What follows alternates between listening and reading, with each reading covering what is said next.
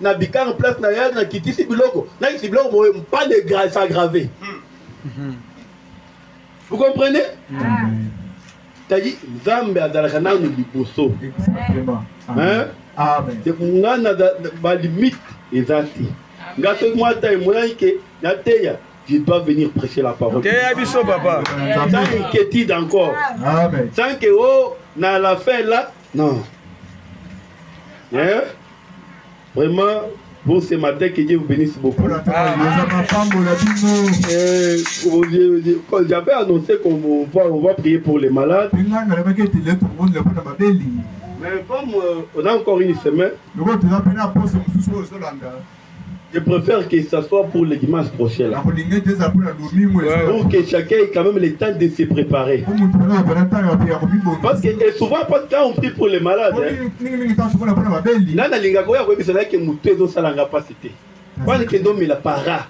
quand on prie pour les cas,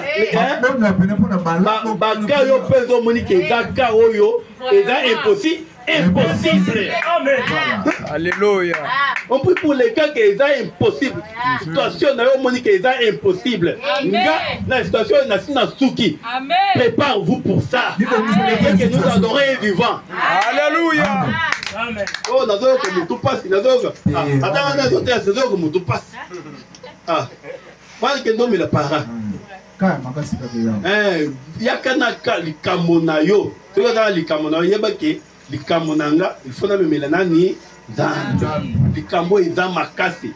Zambo tozote ya zambo ya salaka. Amen. C'est pourquoi je propose que ça soit pour les dimanches. Amen. Pour que je puisse avoir un jour aussi de me consacrer pour ça. Amen. Dieu vous bénisse beaucoup. Alors maintenant je vous invite à vous mettre debout.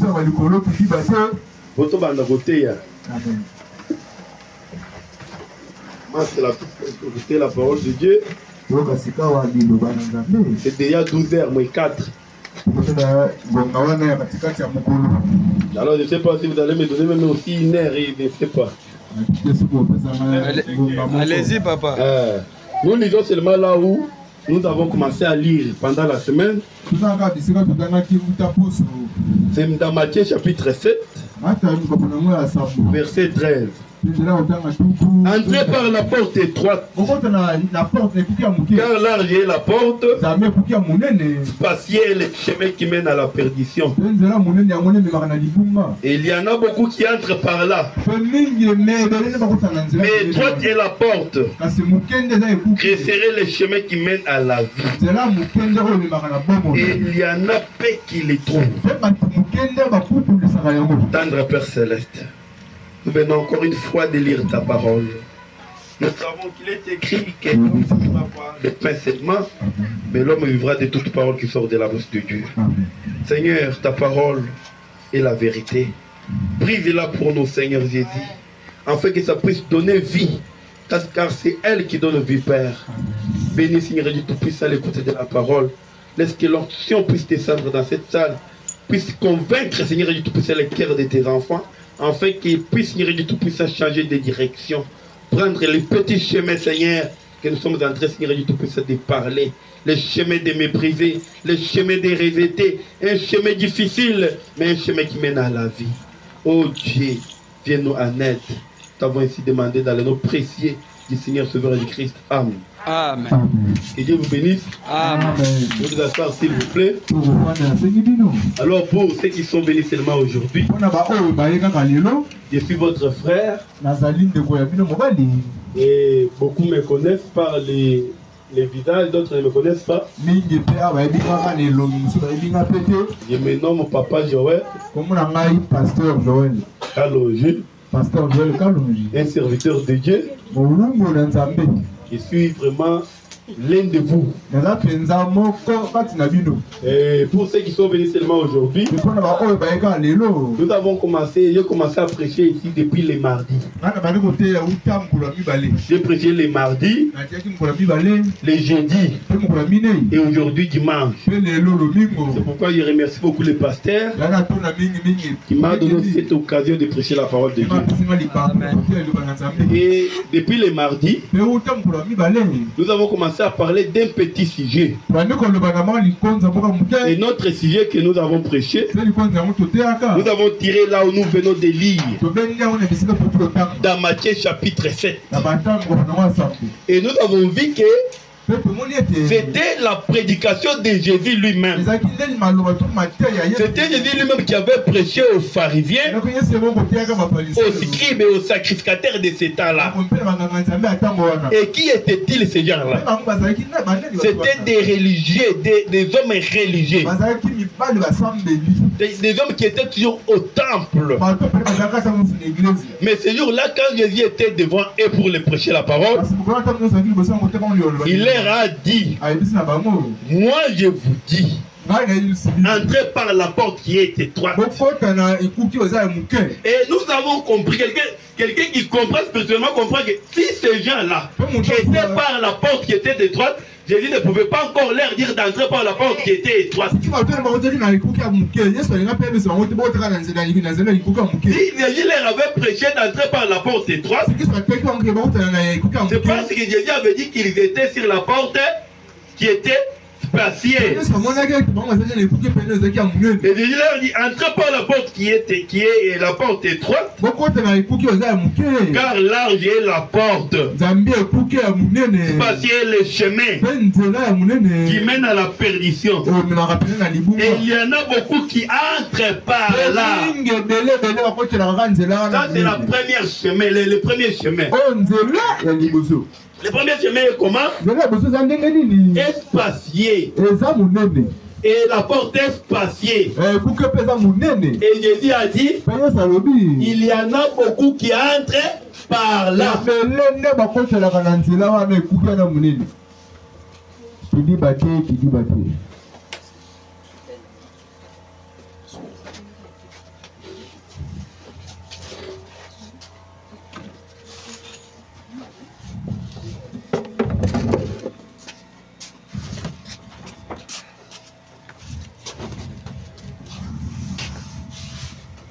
Suivez vraiment la parole de Dieu. Soyez attentifs à la parole de Dieu. Alors Jésus leur a dit, entrez par la porte qui est étroite. Parce que c'est spacieux et le chemin qui mène à la perdition. Nous avons compris qu'il y a un chemin qui est spacieux. Il y a une porte aussi qui est large. Et dans ce chemin qui est spacieux, selon les paroles de Jésus lui-même, Jésus a dit, il y en a beaucoup qui entrent par là. Dans ce chemin-là, il y a des foules et des foules de gens qui entrent par cette porte-là, qui suivent ce chemin-là. Mais c'est un chemin qui mène à la perdition. Maintenant, il y a deuxième chemin. Le deuxième chemin, c'est quoi? Mais étroite est la porte. Resserrez le chemin qui mène à la vie, qui mène à la vie. Et il y a un peu qui les trouvent. Pour ceux qui sont venus seulement aujourd'hui, nous avons compris qu'il y a deux chemins. Le premier chemin est large, spacieux. Beaucoup marchent dans ce chemin-là. Mais ce chemin-là mène où? À la perdition. Est-ce que vous suivez? Le chemin qui est large mène à la perdition. Mais c'est un chemin qui est suivi par beaucoup de foules de gens. Alors maintenant, il y a le deuxième chemin. C'est un chemin qui mène à la vie. Et il y en a peu qui les trouvent. Est-ce que vous suivez? Deux chemins. Le chemin qui mène à la vie, peu seulement les trous, marche sur les chemins là. Le chemin qui mène maintenant à la perdition, c'est un chemin qui est suivi par une grande foule. C'est pourquoi devant Dieu, Dieu ne compte pas la majorité. Dieu ne compte pas la majorité. Dieu a besoin d'une minorité, mais des gens qui ont les cœurs sincères. Amen. Amen, amen. Des gens qui ont les cœurs. Parce qu'aujourd'hui, il y a les gens qui adhèrent aussi dans des églises. Parce que l'église, notre église, c'est déjà un grand bâtiment. On a bien construit. On a bien construit. Dans notre église, il y a déjà le monde là-bas. Dans notre église, il y a même les députés. Dans notre église, il y a beaucoup de gens qui ont l'argent.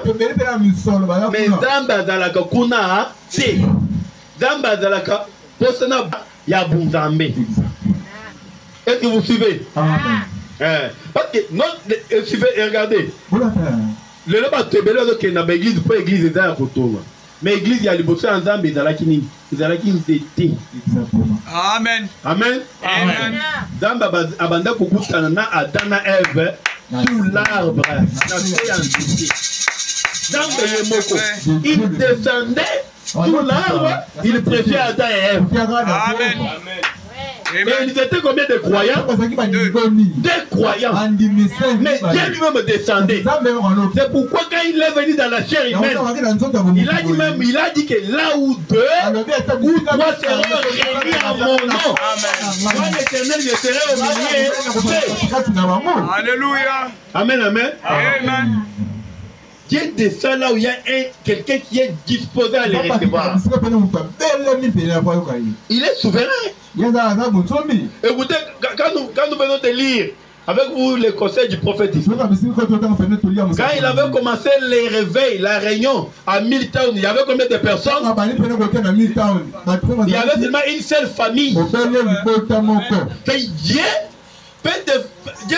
peut t'appeler pour te parler seulement à toi seul. Amen, amen. Alors nous avons vu qu'il y a deux chemins. Le chemin qui mène à la perdition, c'est un chemin qui est large. Et quand on dit que le chemin est large, nous avons dit que tu peux marcher dans ce chemin-là même avec les yeux fermés.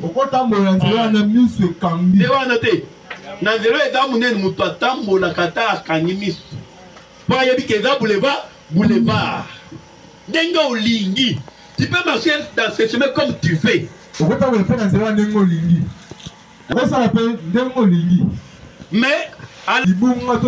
chemin, quand on dit que c'est étroit,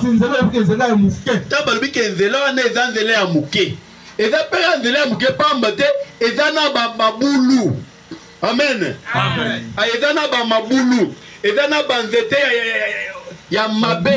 Il faut qu'on saute. Pendant que tu dois marcher avec les yeux fermés. Tu dois marcher en veillant là où tu dois mettre les pas. Tu regardes où est-ce qu'il veut mettre les pas. Où est-ce qu'il veut mettre les pas. Et c'est un chemin difficile. Le christianisme, c'est un chemin difficile. Un chrétien est différent d'un religieux. Il y a une différence entre un religieux et un chrétien. Les gens de ce temps-là, c'était des religieux, mais non des chrétiens. Un chrétien, il ne peut pas marcher librement. Il est lié par la parole de Dieu. Mais un chrétien, lui, aucune église est sili. Aucune église va des assoukate. Amen. Allez dans l'église. Déjà là, partout aussi à l'église. Il partait à l'église. Mais Jésus leur a dit, il faut entrer par la porte qui est comment étroite. Alors, marcher sur ce petit chemin, c'est difficile, mes frères. Bako sekayo, bako fingayo, et même ta famille va t'abandonner. Parce que Jésus, c'est la parole de Dieu. Lui-même, quand il était dans la chair humaine, Jésus a dit, ne croyez pas que je suis venu apporter la paix, mais je suis venu apporter l'épée. L'épée, ça divise, ça sépare. Je suis venu apporter l'épée. C'est-à-dire, il y aura des troubles entre le père et le fils. À cause de moi.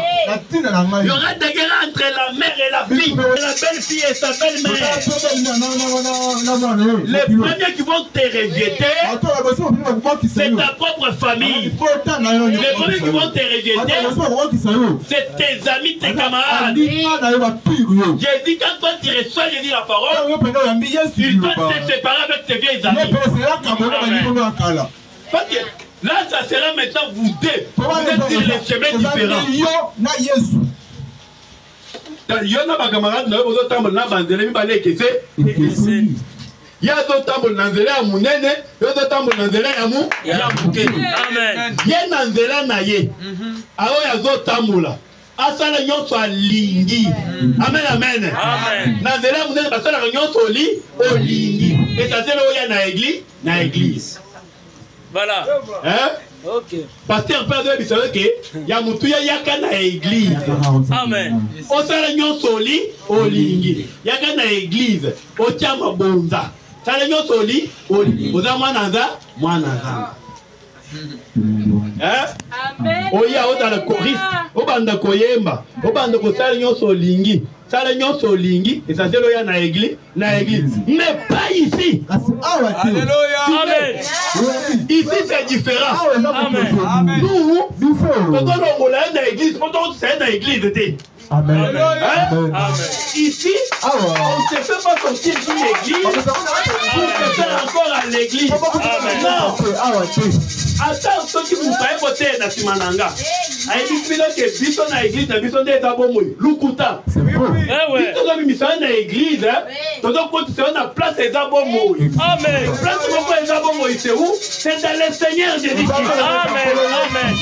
Amen. Amen. Marchez-les. Amen. Amen.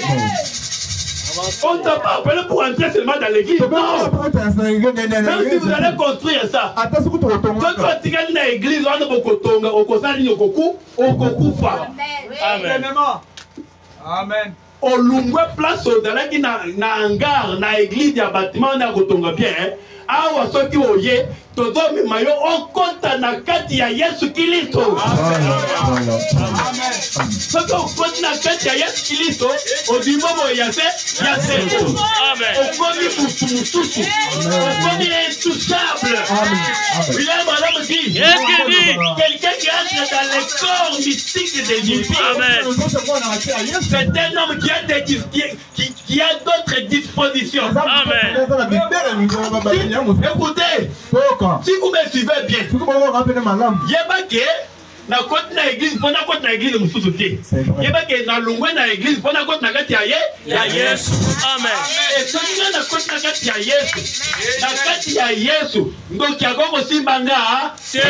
Amen. Alléluia. Na kati ya Yesu. Noko akokola kelanga. Amen. Amen. Amen. Amen. Amen, amen. Amen. Où est-ce que vous suivez la différence? Ceux qui ont dans le bégué, là, dans l'église, dans côté de l'église, dans côté d'Abraham, c'est Okokufa. C'est ça. Awa, lungo place aux Alaki, Oya Oka, Okot Nanzot, Yeski, Yesu Christo. Alléluia. Okot Nanzot, Yesu Christo, et Yesu Christo, Yemo Kazo Bando Kambayo. Amen. Amen. Mais ici, il n'est pas maintenant libre.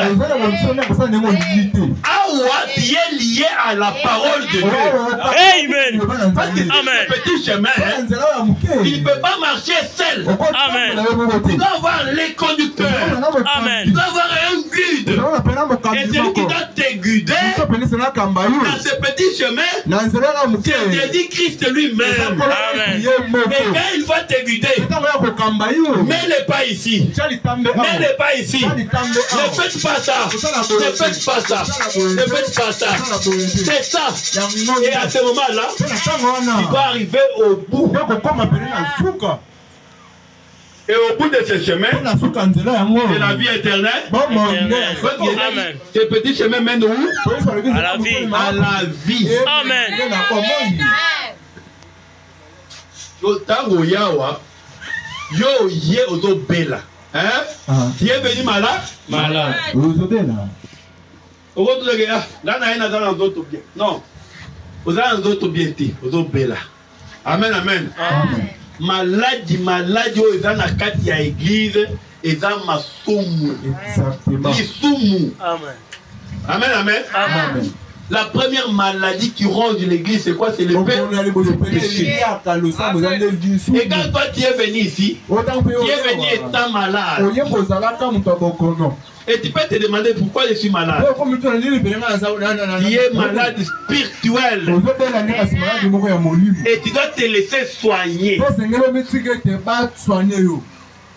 Hein? Tu dois te laisser entre les mains de l'infirmier. Parce que c'est l'infirmier qui connaît ta maladie. Qui sait que comme il est comme ceci, il faut que je puisse l'injecter. Ces médicaments, ces médicaments. Ce n'est pas ça que tu vas commencer à dire à l'infirmier. Moi vraiment, avec les amoxicilles, ça ne va pas. Moi, donne-moi seulement les paras. Non! Tu dois mourir. Ah, écoutez, vous allez nayo, attends, bazo tubayo amoxi, et ça n'a pas si. Tu que ça n'a pas si, parce qu'à la fin, tu dois être guéri. Amen.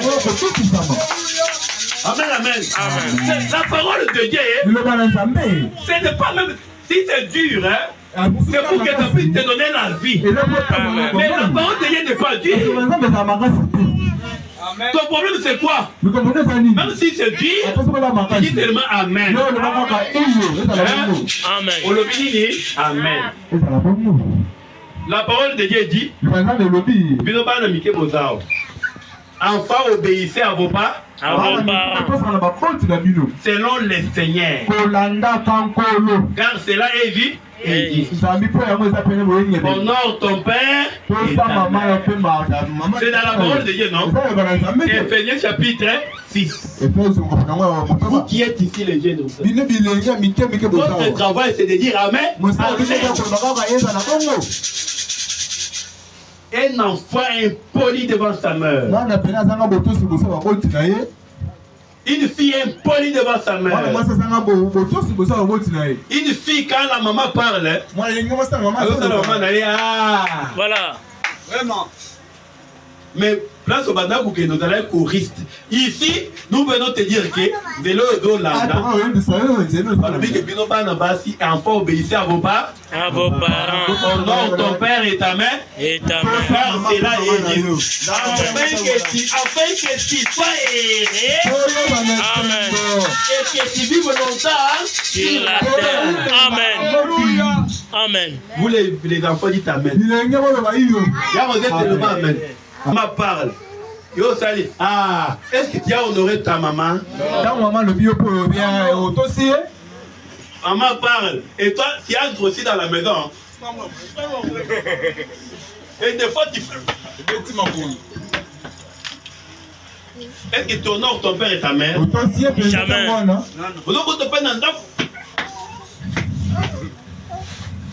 Bible lobby, afin que tu sois heureux. Au Congo, là, au Monipi, n'a pas commis. Parce que tu n'avais pas suivi ce que Dieu t'a dit.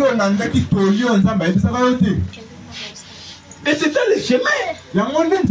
Et toi, tu viens ici, femme mariée. On te dit que ton corps c'est uniquement pour ton mari. Toi, tu dois dire Amen. On te dit que ton corps là, c'est le temple de Dieu. Amen.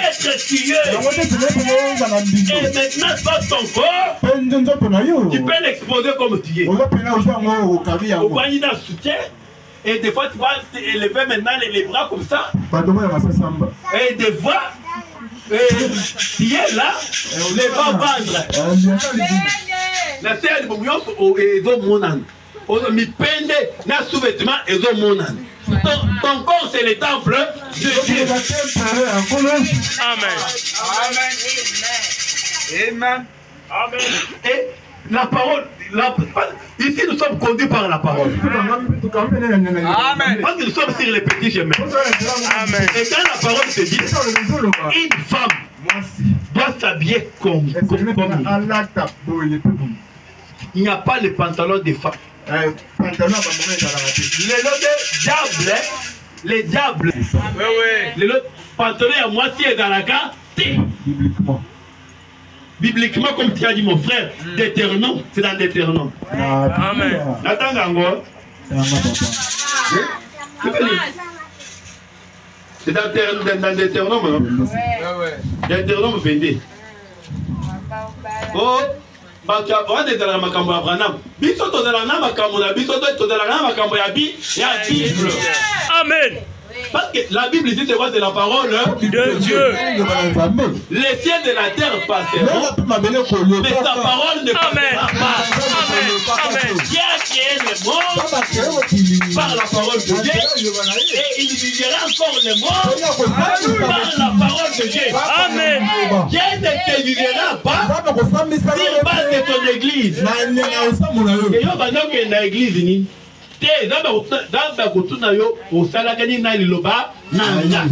Amen. Moi, Dieu dit dans la parole.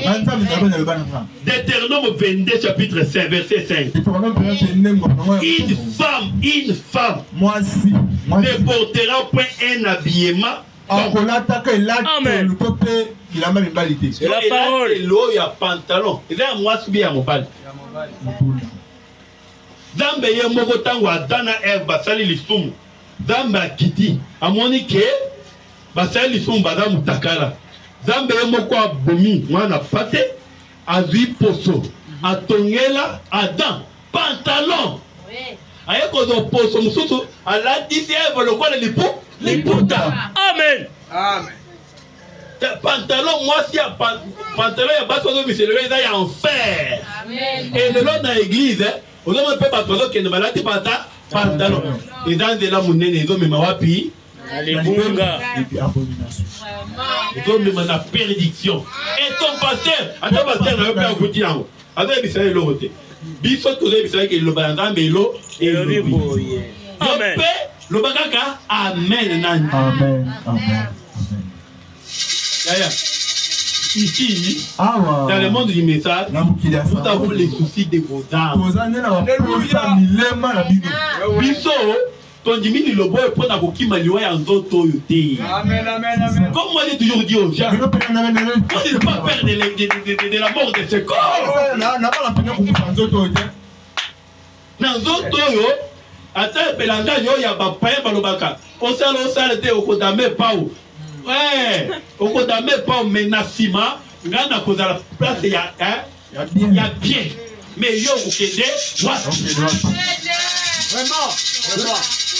Vraiment. Mais n'est-ce pas? Vous qu'aidez dans l'église. Vous qu'aidez. On a kubanga liwa ya nzoto. Mais na kati ya nzoto, eza eloko moko ya mutu oyo benga âme.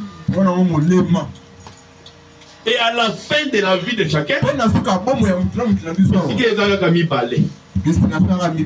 comme on avait vu pendant la semaine, qu'il y avait deux hommes aussi sur la terre, Lazare et l'homme riche.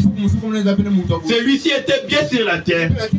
Il partait à l'église, on lui disait, donnez la dîme, donnez les offrandes, faites comme tu veux. Tu peux aller dans des bars, tu peux aller dans des hôtels, il n'y a pas un problème. Mais viens seulement à l'église. Mais Lazare, un malheureux sur la terre. Quelqu'un qui ramassait même le miette qui tombait sur sa table. Tous deux sont morts. L'un s'est retrouvé dans les séjours des morts. L'autre s'est retrouvé dans les seins d'Abraham. Vous voyez la différence? Mais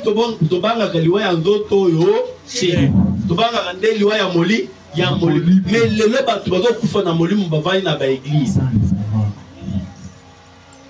une femme ne portera point un habillement d'homme. Et un homme ne mettra point de vêtements de femme. Car quiconque fait ces choses est en abomination à l'Éternel ton Dieu. Amen. Partout. Oh, dans la église, dans la église, dans la Attends la chambre na yo. Oh, et là pantalon ya liboso na ndako. Ah, on a la liboso na ndako, il est dans l'église. Vraiment. Aïe comme ça wa. Oh, et là pantalon ya musala. Et tant on a musala wa na yeba to za abomina. Abomination. Amen. Omoni mwana mwasi pour qu'elle na église azokende bien. Azonya beti pantalon que oza pantalon ya liboso ya nda. Ata liboso ya nda oza abomination. Amen. Eloko ya kopola liboso ya nda. Omona na mabete o eza ata ezosala mapasi kisi ya munganga ata azopesa kisi ata azoyoka pasi azokutupa yo kaka. Amen. Mais la conseil n'a rien dans la à ta parole et aux autres passé maman coquille ma et puis beaucoup de na coquille yana coquille eh ça pena yanga mais ngana pesa na dame merci donc ngana da pena ba yanga na ki ba église il faut na kende Amen. Hein voilà il faut na kende. Oh, ils ont pantalon à l'bosso en d'accord. Est-ce qu'ils ont les câbles? Au moins, nous sommes là, pantalon à l'huile de puta à tienne à sac. À combien de pembe dans l'église, à l'huile de puta à sami. À côté de l'église. Pour ça, les gars.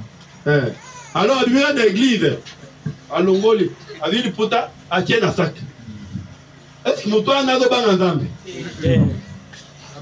Brana mazolo banzamba à la bisika nyo à ta place aux ayo moko. Tala.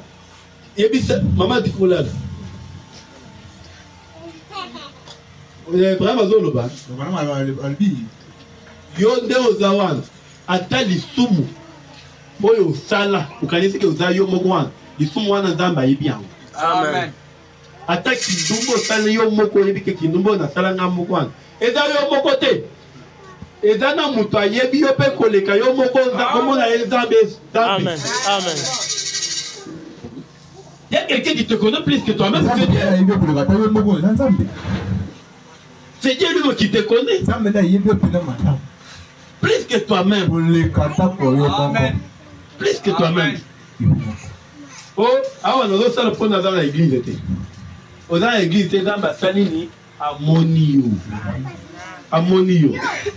Les chemins, le christianisme, c'est un petit chemin qui mène à la vie, mais un chemin qui est comment, qui est difficile. Difficile. Amen.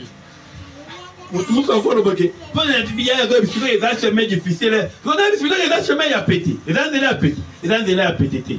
Prophète, ton divin abino, Branham, hein?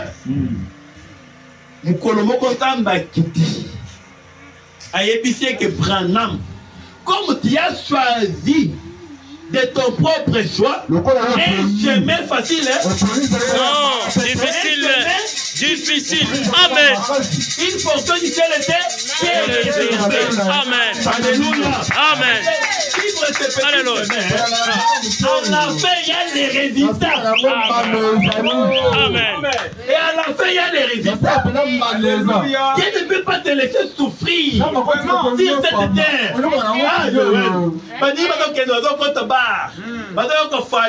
Au moins, il va vendre. Attends, moi, si à mon tout bien là, moi, c'est mon tout. Va vendre un bar. Attends, fali. Attends, ningisa. Alors. T'as un number combien? Moi, 5 000. On va te péter. Maintenant, c'est privé. Après, il y a politique à nga. Amen.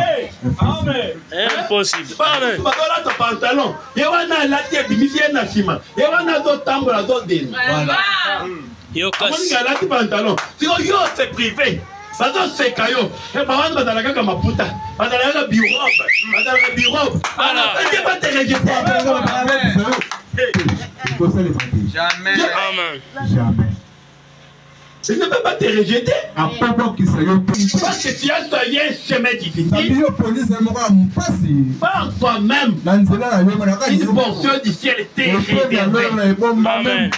Et le vendredi, et le jeudi plutôt, nous avons commencé de parler d'Abraham. Pourquoi?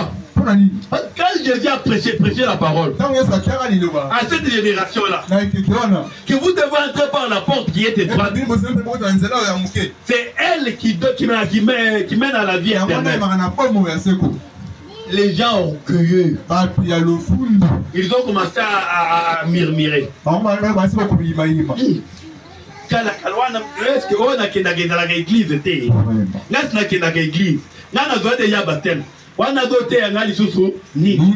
Nous avons le Père, notre Père c'est Abraham. Nous partons dans les synagogues, nous lisons les lois de Moïse. Alors qu'est-ce qu'il va encore nous prêcher?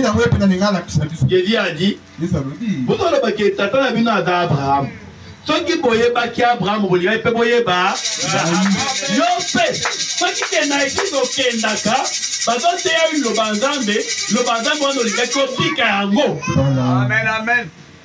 C'est ça. on dit qu'on pique un go. On dit qu'on a la moitié à Botosi. Alléluia. Mais est-ce que vous avez ça là? Nous avons le Père pour Abraham. Nous avons le Père pour Abraham. Il y en a qui sont dans l'église. Pour qu'il y ait dans l'église, mais il bosse à mon bal impoli. Une femme impoli. Moi, c'est pas un autre tel, mais le mobile. Vous voyez? Nous avons le Père pour Abraham. Jésus leur a dit, si vous aviez connu Abraham, vous devrez aussi me connaître. Abraham, votre père, quand il a vu mon jour, il avait enseigné des joies. Amen.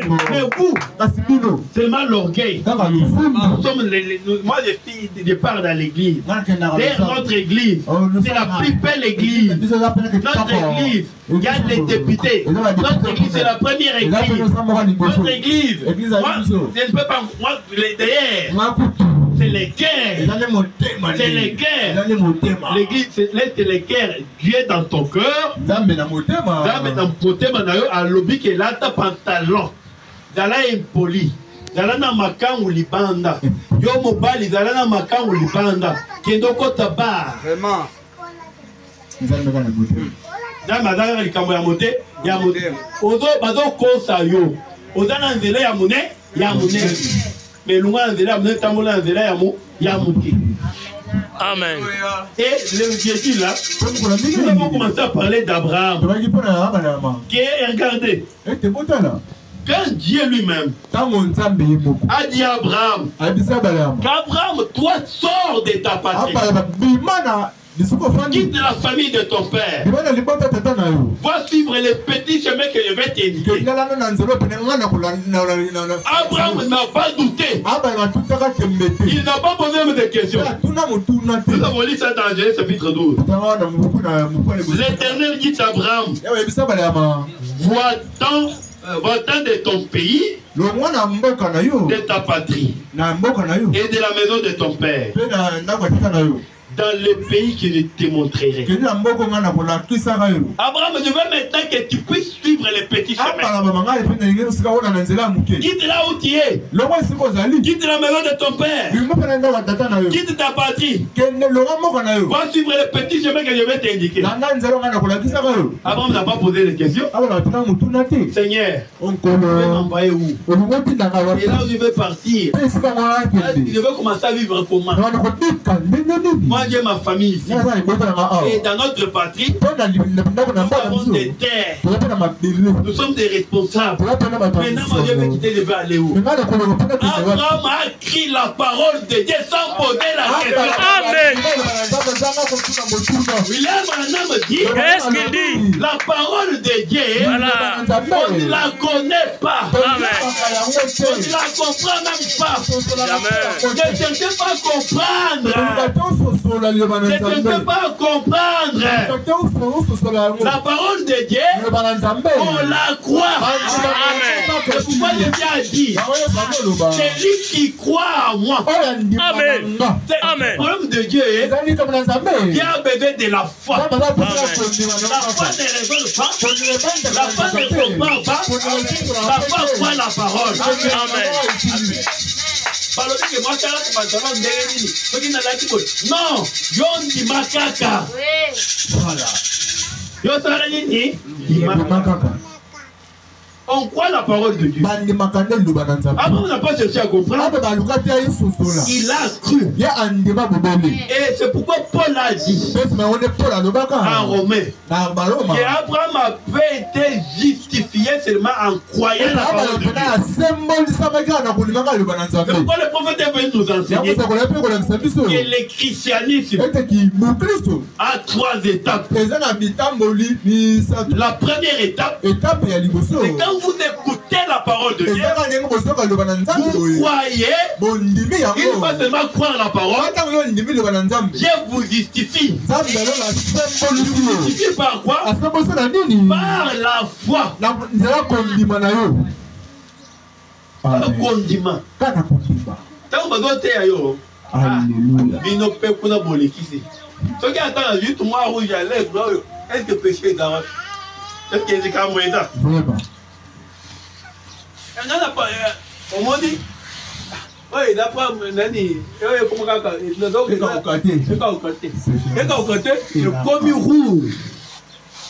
Et quand le commis rouge, le commis, c'est un enfer. Na binope. Mais na vita kama rouge na salu et là likam. Comment vous savez? Ni, ben rani. Ascara. Clairement. Et comité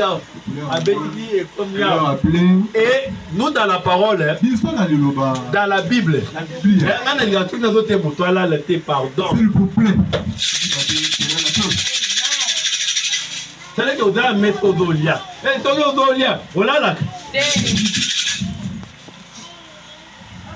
Et je disais quoi? La Bible, le prophète dit, moi si à l'Iboso la salle mascarade, hein, à lui, je dis bien ce qu'il dit, à Béco, à Béco, à Yokoveta, à Yokoveta, l'Iboso a de la peinture, l'Iboso a de la poudre, il y a peine, il y a un fond de terre. Ah oui, comme il y a peine, comme il y a de la peinture, le rôle. C'est là, oui, mais tu vas voir, hein? C'est pas mieux. Abeti, peinture. Moi si il y a le besoin de la néant. Comment on a la Bible, vous voyez? Jézabel. Comment on a Jézabel. Amen. Prophète a dit ça, hein. Il y a sali peinture. Abeti. Bengaye ke mutunyamwa. Comment on a dit mutunyamwa. Hein. Voyez mutunyamwa. Nani Jézabel mbwa baliaki Exactement. alungwaki na étage akwei akufi tango akufi bambwa bayemba la moko balie bambwa nde baliaki. Est-ce que vous comprenez? Moi mascarade abinope na ndenge wana c'est de l'enfer. Amen. C'est de l'enfer. Binope bolekisi. Binope c'est pas dans la saleté. Biso. Ce qui te donne basi à propre, dans un message à Abraham. Amen. Amen. Basi naturel. Biso prophète na biso yo côté biso beauté naturelle.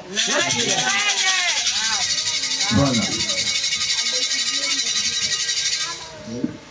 Aïe côté biso beauté naturelle. Ate biso mascarade. Hein? Voilà. Écoutez. Ah, tout le temps, Abraham, hein? Écoutez. Il dit. Abraham a posé une question. Je ferai de t'écouter maintenant. Quand tu vas suivre ce petit chemin, je ferai de toi une grande nation. Et je te bénirai. Je rendrai ton nom grand. Et tu seras une source de bénédiction. Je bénirai ceux qui te béniront. Et j'ai dit au monde que les pamboli à sol les animaux. Les pamboli à sol les animaux.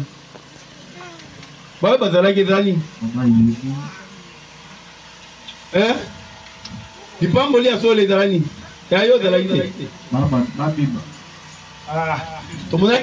La première bénédiction, c'est la vie éternelle. Dans le temps où Bengio, on dit, ce qu'il va te donner en premier, c'est quoi? C'est la vie éternelle. Exacte. Yaka, okozama pamboli, okende poto, okobala. Tala, muto baza biseke okozama pamboli. Moi si alati pantalon. Ndumba. Mobalo baza biseke, yaka okozama pamboli okende poto. Ndumba. Muto azo koti kaka baba. Mais bato te ya pamboli ya wazo bomo ya seote, okende na po, na poto. Est-ce qu'on est dans le pamboli?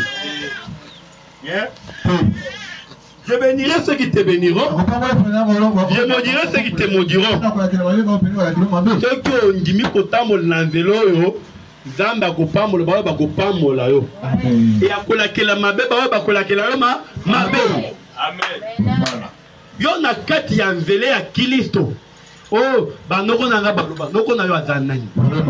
Biso na famille na yo ezanani. Le Dieu que nous croyons, c'est un Dieu qui ôte les malédictions. Il change les malédictions en bénédictions. Il change la tristesse en joie. Il change les malheurs en bonheur. Il transforme. Il délivre. Il transforme. Il sanctifie. Il purifie. Exactement. Famille n'a pas yébaki qui a d'amoisi à ma bête. N'a pas yébaki qui a d'amoisi à ma bête. Mais tant que ya yoye zamba bengi yo okomi mwasi ya mala voilà. Au moins tant que Abraham andimaki, le prophète dit que il a été justifié. Pourquoi parce qu'il a décrit? Comme le temps, il n'y a pas beaucoup de temps, je vais lire seulement quelque chose. Je vais s'il vous plaît. Je vais lire seulement une citation. Pour voir ce que Dieu avait dit à Abraham. Parce que Dieu écrit la parole. Abraham, quand il avait écrit, il était resté là où il était. Il était sorti. J'ai lu quelque chose dans question-réponse.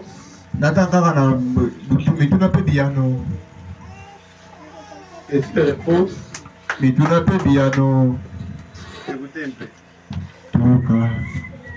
Du 12 janvier 63. Oh, était à 12. Sans aller bosso, pour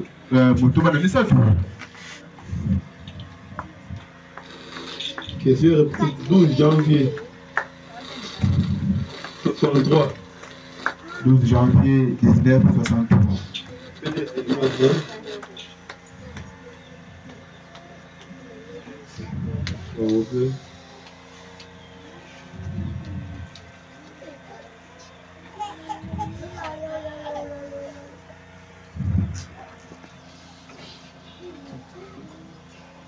Question-réponse. Tout n'a pas bien. 12 janvier 63.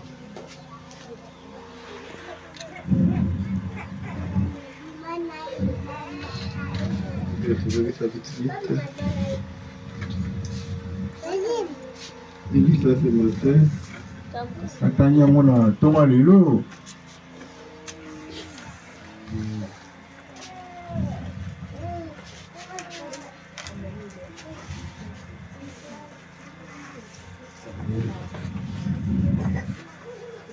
Je vais seulement lire ça. Attends, il y a mon gars. Après, je vais terminer.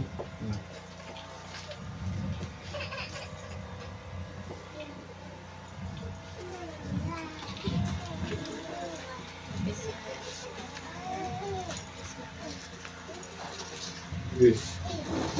Comment ça?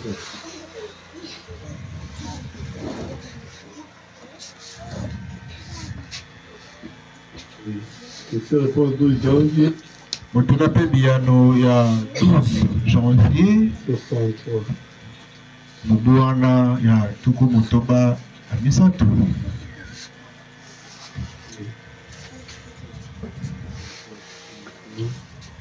12 janvier. Oui, c'est sûr, ça c'est pour moi. 12 janvier. Tuku motoba na misato.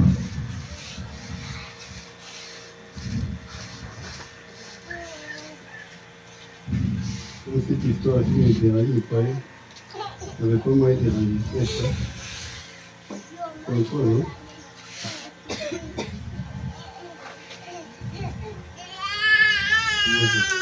C'est pas 63. 63.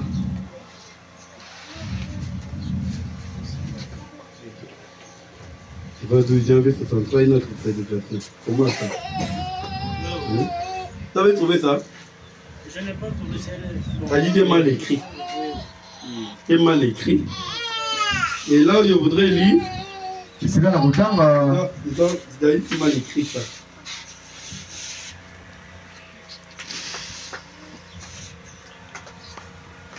J'ai mal noté s'il vous plaît. Police ici, na komaki moi erreur Tu dois avoir mal écrit ça. asalaki moi erreur En écrivant. na kokomaka. Et là le prophète parle seulement d'Abraham. Pe kuna musakula zane kolobani na ntina abala mo. Il dit, Alobi Abraham quand il avait cru. tango abala babani andimaki. Et le fait de croire, Pe kaka ntina ya andimaki kaka. il avait changé la direction. Ye abongolaki nde esika ya Quand vous venez vous dites que vous croyez, tango yo ya olobi te ondimi. vous devez quitter le chemin que vous suiviez auparavant otika nzela bande kolanda na et vous kala. prenez maintenant un autre chemin Okuti ko na nzela mususu. qui allait dans cette direction ici, Nakende na ngambo qui yo. fait demi-tour, Obaluki sikawa. qui suit maintenant un autre chemin. Ko na siko nzela mususu. Et maintenant le chemin que tu dois suivre, hein, Nzela yo ozolanda. c'est ce que nous appelons le chemin difficile, le chemin étroit. Yango to ko benga nzela moko muke. Un chemin qui mène à la vie. Nzela pene maka na pomo. Et maintenant, une fois que vous êtes sur ce chemin, Peta yo pene ko tika na nzela wana. c'est un chemin que vous ne pouvez pas faire encore un retour. Nzela moko muke okoko okoko lokatati. Un chemin de non-retour. Nzela moko pene zanga. C'est dans ce chemin-là. Na nzela wana. Vous devez aller jusqu'au bout. Nzela okende ka kino tisu. Et là, nous prenons le type de Naomi et Ruth. Yesu ko dosu ko ndakise ya Naomi pe Luka. Parce qu'il y a un autre qui avait changé la direction. Po ba ko ta bongo pe ta mo na bango. C'était Ruth. Elaki ne Ruth. Cette femme moabite. Mwasi wana ya Moab. Amen, amen. Amen. Quand son mari est mort, Tango mulunga ina kufaki. sa belle-mère a dit que maintenant, Mama ne kuta ebise je sikawa. prends une décision de rentrer dans notre patrie. Mami nazo masiko na mboka na ngai ngaluka. Alors, Ruth et Orpa. Be ani Naomi pe opa, Ruth opa. Alors, ils ont dit, notre belle-mère, nous t'aimons, notre belle-mère, nous t'aimons beaucoup. Nous, mais bien même que nos maris sont déjà morts, mais nous devons seulement te suivre. Là où tu dois partir, c'est là où nous allons partir. Là où tu dois mourir, c'est là où nous aussi nous allons mourir. Amen. Amen. Nous devons changer la direction. Nous devons aller avec toi. Ruth et Naomi les a dit, mes belles filles, je vous demande de rester dans votre partie. Vivez ici, mes frères. Je vous demande de rester dans votre partie. Moi, je vais aller. Parce que je ne sais pas quand je vais encore mettre au monde. Et même si je mettrai au monde. Quand est-ce que ces enfants-là grandiront pour vous héritiez? Non. Rentrez dans votre patrie. Ils étaient deux. Ruth et Orpa. Toutes deux ont dit, nous te suivons. Ami a dit, comme vous avez pris la décision de suivre ce petit chemin, allez-y ensemble. Ils ont continué. Alors, au cours du chemin, écoutez maintenant là où il y a le travail des infirmiers. Là où il y a le travail maintenant des pasteurs. Nous ne prêcherons jamais la parole pour satisfaire les gens.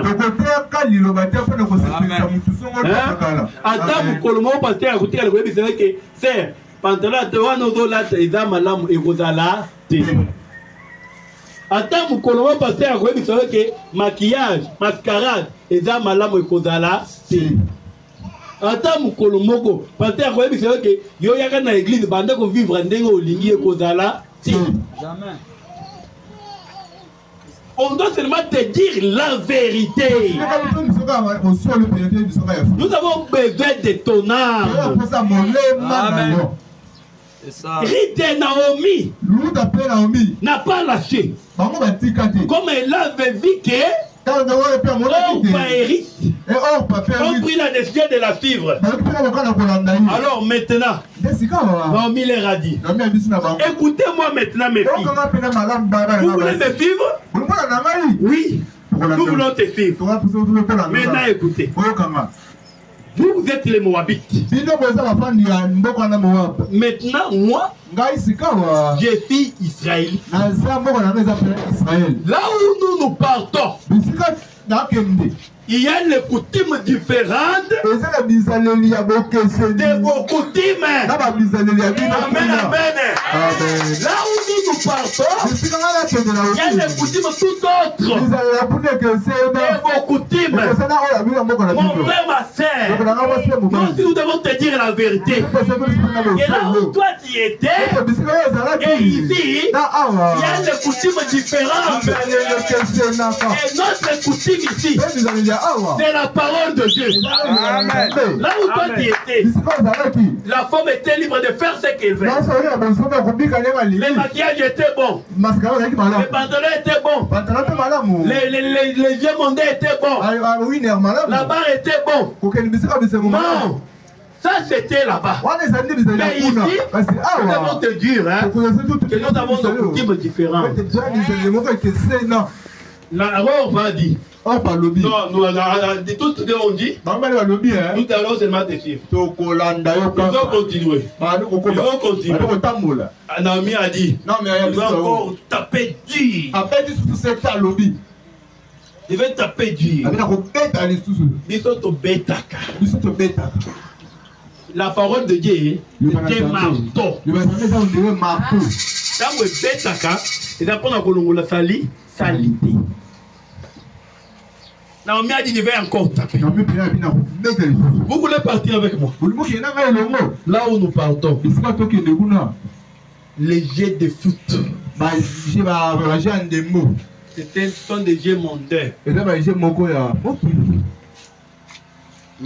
Les Real, à la Madrid et Barcelone. Est-ce que là où nous partons en Israël, il n'y a pas ces jeux-là? Parce que c'est de la mondanité. Parce que la Bible dit, c'est lui qui aime le monde et les choses qui sont dans le monde. L'amour de Dieu n'est pas. Au partant, en temps, à la Madrid. C'est la distraction. Maman, c'est pas bon, tout le monde est avant de lokoloboye. Zamba kosunga yote. Yaka mobimba. Amen. Non, non. Dieu va aider quelqu'un qui va sortir. Amen. Attendez le bien ailleurs. Bapoussani. Là où nous partons, Fali les poupas. Les merveilles, Moutouaché casque, avec un Fali les poupas. Du cap la merveille. Fali les poupas. On a musique ou on est dans la carte. Kaka. Attends, Fali. Attends, le Fali. Frère Fali. Naomi n'a pas lâché. Naomi peut être. Pasteur ne lâchez pas. Pasteur, Amen. Aka na bandelia wa beta. Ba o bazaya yo ba osandini, ba kotikala. Ba o bazaya yo ba osandini, ba kokede. Mais nous avons besoin de gagner les âmes. Alléluia. Notre exemple c'est Jésus. Le bon pasteur c'est Jésus. Amen. Est-ce que vous croyez ça? Un jour, le pasteur Jésus, une grande foule est venue. Le pasteur il a commencé à prêcher la parole. Je suis le pain qui est descendu du ciel.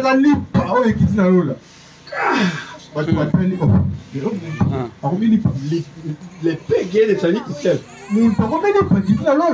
Jésus n'a pas lâché. C'est lui qui mange mon corps. C'est lui qui ne mange pas mon corps. Et qui ne boit pas mon sang. N'a pas la vie à lui.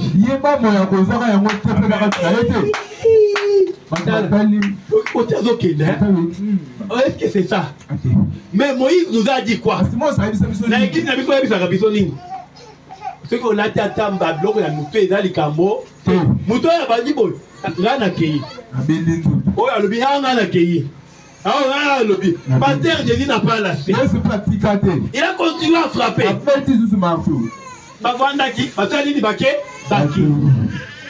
Alors Jésus a tali. Batikali combien? 12. Et dans 12 ans, Jésus a zongeli bango. Baninga mususu bakei biso botikali ponani ponani. Alléluia. Amen. Pierre aye koloba. Biso to kokende wapi. Parce que nous avons vu que c'est toi qui as la parole de la vie éternelle. Oh Jésus. Ah au moins il y a lâché ça. Naomi n'avait pas lâché. Naomi pas quitté. Azo beta. Eh ti or paye kotala. Alors bien qu'il y a yo et les qui. Ya bina ba tu Abraham et Salini. Bino Abraham boleki si. Nga kona na kokokate biso so mesana otela moi plante na yo obeti ka moi rouge oko zo soki miopi obeti ano bimio ano do denda na talon na yo ozo denda des fois ok pe na moi ba ko beta pe moi whisky na yo biso so mesani oh patela lobi ke Maman Bokilo, vraiment, nazo yamba yo. Yambi penza. Nana Monique nazongi liawa. Nana zongi. Naomi a le bébé pardon yaka, pardon Naomi a le bébé ok ndemala mala. Deo zalaki libata zonga wapi na mabata. Mais awa eza place ya bapongo. Amen. Balia kaka liloba. Dieu peut un bon mot. Amen, amen. Oh Jésus. Amen. Ah, il y a une place à l'Iloba. Il y a un bon, il y a un l'Iloba. Hein?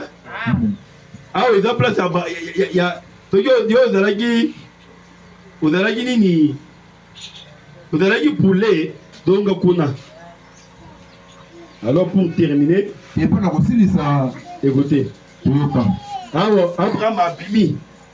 Tu vois, il peut attaquer mon toit. Aïe, vous savez. Abimina. Abimina, na neve na ye.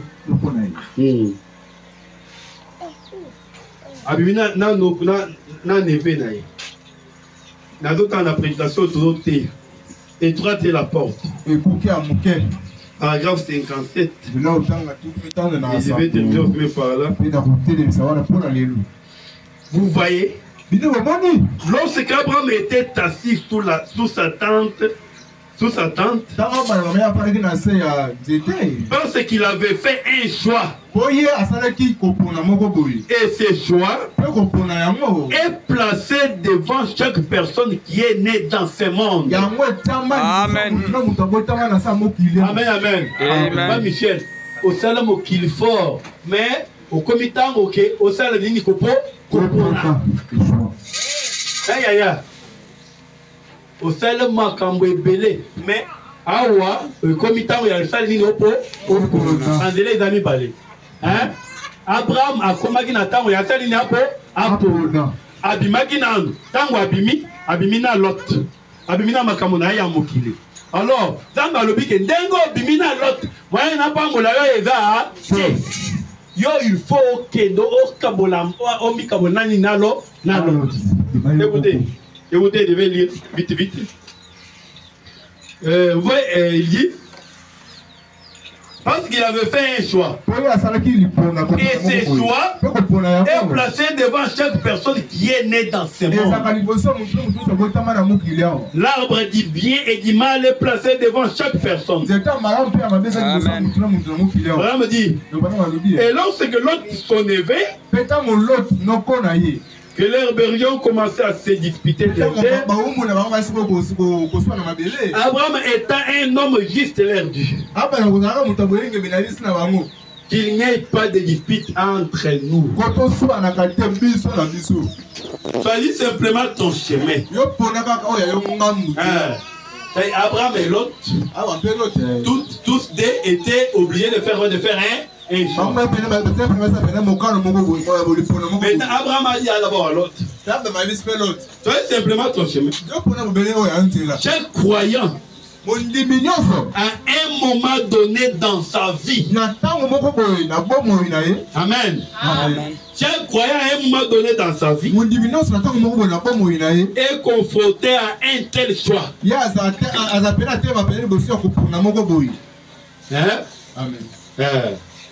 Et ce choix est devant vous ce matin. Il est devant moi. Le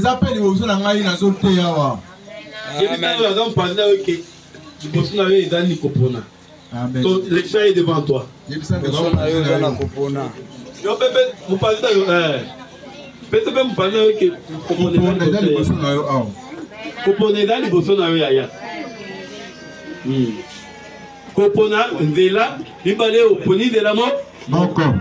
Abraham maintenant l'autre.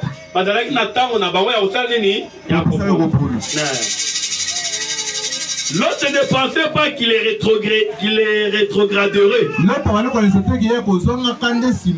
Mais il s'est mis à regarder en direction de Sodome.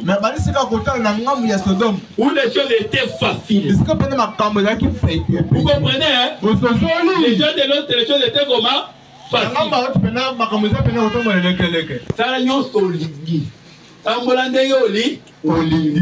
L'autre a tali. Battez-les bien. Nangomba. Abraham a dit que yopona. Yali boso. Après na otala penini kopona. Lot a yoki na Sodome. Lot a tali Sodome. Fali ni poupezo beta. La merveille. Eh. Ayoki chala mwana mutaki. Rendule. Ezo beta. L'autre a le bique. L'autre a tali kuna. Amwasi na ye. Amen. Voilà. Babylone va pas la télé na mitwana. Prophète na biso akenda comme na wapi na enfer. Moi c'est ya tali kuna. Amoi ba do tambola. Balati ado tambola tu ba sengle. Na ba kangi ba do tambola ba do denda. L'autre tambola ba tali tala kuna. Batali kuna balobe. Kuna Barça, Real. Là, on a fait un papa. Ah, fait au coup dit, bah, tu vas pour ne pas réel. Là, le bac. Ouais, ça va, je bien baraba. De faire un autre n'a pas est-ce que bah mindele wana. Bah, pas de rien taille bah bayo. Au moins pas dans le monde. Regarde. Bien vous entendez Michel. Bien on relaxe bino. Bien on relaxe bino. Biloko ya monde ya Sodome. Vraiment. Voilà. Là nada mukanda moko les na science moko ezala na poto. Nada mukanda wana balobi makambo ya foot. Ya bamba ya bandembo. Au moins babiloko bajo basalaka. Au moins boy. Ce sont les signes démoniaques. Il y a qui démona. Il y a enfer. Il y a l'île. Comment il va s'aller pour parce qu'ils sont les âmes. Mukando n'a pas. Tu es bien célébré. Il y a enfer. Il y a enfer. L'autre attaque coup de Barça. Ouais, Rasson. Na balobia kuna mona vie za kuna. Eza vite eza liwa. Amen. Amen. C'est pas la vie, c'est la mort. Amen.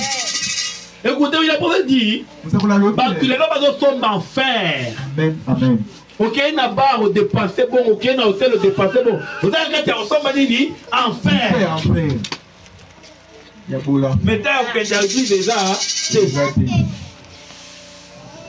Je vais te me l'écouter. Il dit. Mais il s'est mis à regarder en direction de Sodome, où les choses étaient faciles. Et bien des fois, nous regardons au chemin facile. Vraiment. Nous regardons au chemin qui fait comment? Facile. Je vais adhérer à telle église et à telle église. Et vous voyez, personne ne dirait rien contre cela. Dans notre église, on ne dit rien contre les maquillages. Dans notre église, on ne dit rien contre l'habillement des femmes. Dans notre église, on ne dit rien contre le football, contre les musiques mondaines, contre les coutumes. C'est Rayeba Makambo coutume. Vous avez délivré un dengue ni. Personne ne dirait rien contre cela. Parce que c'est la plus grande église de la ville. Vraiment. Vraiment me dit, les chemins faciles. C'est très souvent ce que nous faisons. Nous avons tort. Alléluia. Amen. Et le moment où nous avons tort. Amen, amen. Écoutez, souvenez-vous, si vous suivez Christ, et si vous suivez le chemin qui est difficile, les gens voyeront que tous ceux qui vivent pieusement en Jésus-Christ seront persécutés. Amen. Si vous venez à Christ, vous ne viendrez par aucune église dénominationnelle. Amen. Alléluia. En Christ, ce n'est pas une église. En Christ, on y est né. Amen. Et comment on entre en Christ? Par les baptêmes. Amen. Écoutez. Vous viendrez par le sang. C'est la seule voie d'accès. Et vous ne pouvez amener personne avec vous. Amen. Vous viendrez seul. Et vous devrez vous appuyer sur votre propre confession. Amen. Et sur votre foi. Na Yesu bandimaka. Ce qu'on dit, tout est possible. Alléluia. Amen, amen. Crois seulement. Tout est possible. Crois seulement. Tout est possible. Qu'est-ce que je peux faire pour avoir la vie éternelle? Crois seulement. Tu seras sauvé. Toi et ta famille. Amen. Quand tu crois, tu acceptes Jésus-Christ et tu es baptisé au nom de Jésus-Christ. Tu seras sauvé, toi et ta famille. Le vrai baptême, c'est le baptême par immersion. Amen. C'est le baptême au nom de Jésus-Christ. Et avant d'être baptisé, depuis le Nouveau Testament, Paul avait prêché. Confessez vos péchés et répentez-vous. Et avant d'être baptisé, tu dois confesser, tu dois te repentir. Là, on doit baptême kala. Et on doit baptême. Mais baptême au longo là wana. Au toubé là. Et tu as tué. Avant que ne liba au longo là baptême. Tu as tué. Ce péché-là est sur toi. Tu dois confesser. Hein? Amen.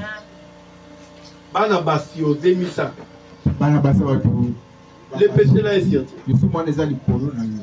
Tu dois faire quoi? Confesser. Oh Jésus. Écoutez. Et vous devez vous appuyer sur votre propre confession. Kotubela. Kotubeli. Salandambi ngana mutu ya masumu. Ngana za boye. Liboso nzambe, nzambe na posta batu ya masumu. Yemogonde à lobby. Venez à moi. Même si vous payez 100 roues comme des grammadis, moi l'Éternel, je les rendrai blancs. Amen.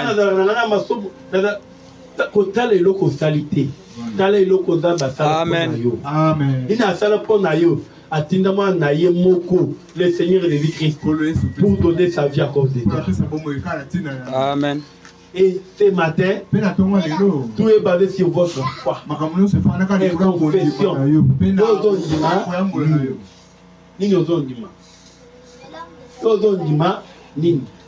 On dit payer sur le col là, nani. Et ce matin, devant toi, il y a un choix à faire. Tu dois faire quel choix? Écoutez, vous pouvez terminer. Qu'en est-il de l'autre? Quand il a vu que tout serait facile, on a la Sodome na kozala libre. On a Sodome na kozala libre. Na kosala oyo nga na libre. Ata nazala mobali na zobi bana mosusu likambo eza double signe. Il a vu que tout serait facile. Il a vu que là-bas beaucoup d'argent était populaire. Il attendait parce qu'il serait un étranger. Un homme intelligent et instruit. Avec beaucoup de psychologie. Et qu'il pourrait se permettre certaines choses tout en conservant sa religion. Les lobes qui sont dans l'église pour nous combattre. Les lobes qui sont dans l'église comme une école convertir. Au lieu d'avoir un peu boyer, dès dimanche, dans la place où on a dans l'église. Mais dans l'église, on a pour nous combattre. Dans l'église, on a pour nous combattre. Et vraiment, l'autre pour nous qui n'a pas de foi, on a libre. Il y a beaucoup de monde qui dans l'église, on a libre. Et alors, ils sont libre, prisonnier, il y a le correct. Paul lui-même a dit, moi le prisonnier de qui? Et mon Christ peut être prisonnier, il y a qu'il est. Yo, lingo ça le boy. Là, on a lingi barça. Il le banza me lobby. Il y a lingi barça. Vous lingo banza mais dans la carte naïe. Vous lingi réel. Le banza me lobby. Oui, il y a lingi réel. Le banza vous lingo banza mais dans la carte naïe. Des fois, vous voyez pas d'ailleurs. Vous voyez qu'on a. Waouh! Vous voyez, ça doit être. Vous voyez, tu me tout le dit. Ah! One Messi. Messi. Normal. Il a dit. Au bien de boyer, le bandam et le but qui va aller dans ma camboya moki. On y va ça le boy. Ma camboya moki. On y va. Mon Christ soit prisonnier. Quand il le bayaza. Amen. Amen. Amen.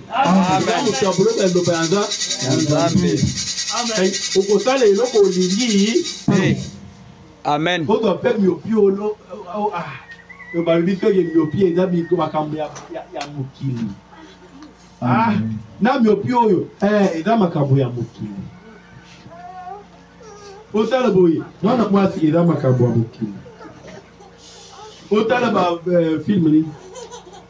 Oh, bah,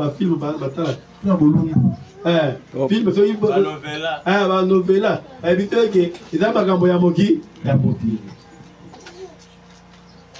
Nigeria. Il y a des gens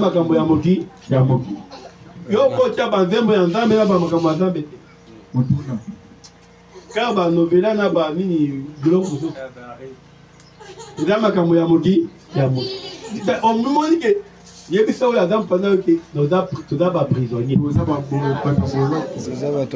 prisonniers. Nous avons taboloko. Nous avons taboloko. Nous avons taboloko.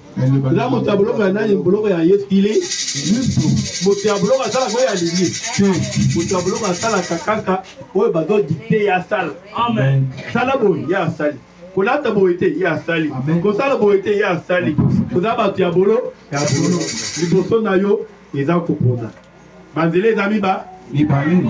Zele ya muke na zele ya mune. Zele ya mune lezo mema wapi? Nali. Zele ya muke ezo pepa wapi na bongo na bongo sikoyo ozotambola na nzela yebisa nzambe ke nzambe nzela oyo balobi ke eza nzela ya pasi eza nzela makasi nga moko nakokoka te nga moko nalingi baplante nga moko nalingi vernis nga moko nalingi maquillage yo moko nzambe osali nde osonga amen na potongo ya lelo nzambe asunga yo osala kopona Amen. osala nini kopona malamu na banzela oyo ya mibale amen mpona lelo que Dieu vous bénisse amen.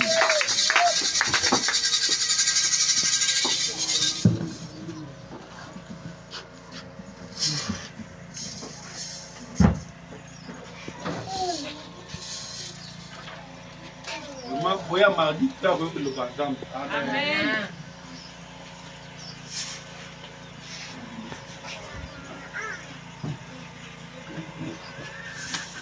Amen. Amen. Que Dieu vous bénisse. Que le Seigneur vous bénisse. Il est vivant. Il est ressuscité. Il est vivant. Il est ressuscité. Il est ressuscité. Il est vivant. Qui reste? Acclamons tous pour Jésus. Amen, amen. Amen. Nous avons été nourris par la parole.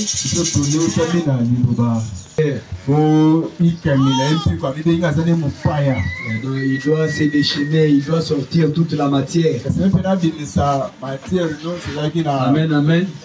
Ce n'est pas pour vous faire dormir. C'est pour que ça nous donne une réflexion. Amen, amen. Ne soyez pas dans la distraction. Quand nous venons à l'église, nous ne venons pas pour qu'on nous dise les choses que nous aimons. Nous venons pour qu'on nous dise ce que notre Père veut. Qu'est-ce que mon Dieu veut que je fasse? Amen, amen. Et quand on nous dit ce que Dieu veut que nous fassions, nous devons nous efforcer. Parce que de nous-mêmes, nous ne pouvons rien. Amen. Dieu a dit dans sa parole, j'écrirai mes lois dans leur cœur. Parce que Paul dit, ce n'est pas moi qui vis, mais c'est Christ qui vit en moi. Amen. Alléluia. La nature humaine ne peut jamais aimer la parole de Dieu. Amen. Il faut que Dieu lui-même vienne vivre sa propre parole au travers de toi. Acclamons d'abord pour le serviteur de Dieu. Amen. Amen. Alléluia. Amen. S'il a parlé de ceci, de cela, tu te retrouves dans ça. Il ne faut pas l'haïr. Il faut l'aimer. Amen. Il faut aimer la personne qui Amen. fait la vie. Amen. Là où tu priais avant là-bas, on ne t'a pas dit ces choses. Alors que ça se trouve dans la Sainte Bible de Dieu. Ça veut dire que le pasteur là voulait que tu lui donnes l'argent, qu'il achète des parcelles, qu'il envoie ses enfants, je ne sais pas moi, en Amérique. Et il va te dire, tu vas au Robana. Moulou est conçu la terre. Au moins, il peut mouler pays. Et ici, Amen. So si libo mona yo si ba pasteur. Ba ina ba na mbule sile na sile. E sile kasi. Ba libala te. Na ko simba yo. Amen amen. Amen. Biso to ko sepelisa bino te. Ngo pesa bino liloba oyo e sokolaka. Amen. Amen. Amen. Amen. Amen. Amen. La peine nazo choquer muke. Bona omia banako aka ko choquer. Botali sanga na Bible a verset où il loba que moi si tobola matoli. Exact. Au moins que ça bilo bamuki. Soko ngana loba bo. Nzambe akeli yo zoto mobimba. Yo kozwa kiteni ya zoto yo nzamba akela. Musuni wana olokomodi. Obwaki. Mukolo moko soki nzamba aye kosenga yo musuni nanga oyo na tiaki awa zongisela nganga okozwa yango wapi? Amen amen. Amen. Nous devons faire attention. Alléluia. Nous devons faire attention. J'ai toujours dit. Soki biloko matoi ezalaki biloko malamu. Si les choses, les boucles d'oreilles, les vernis, les choses là étaient bons, kaka ndenge mwana botami wana. Omoni zamba pesie mwa eyemba la moko na eloko wana mbala moko batie ya naturel. Alléluia. Amen. Nous dans le message, nous sommes naturels. Que Dieu vous bénisse. Amen.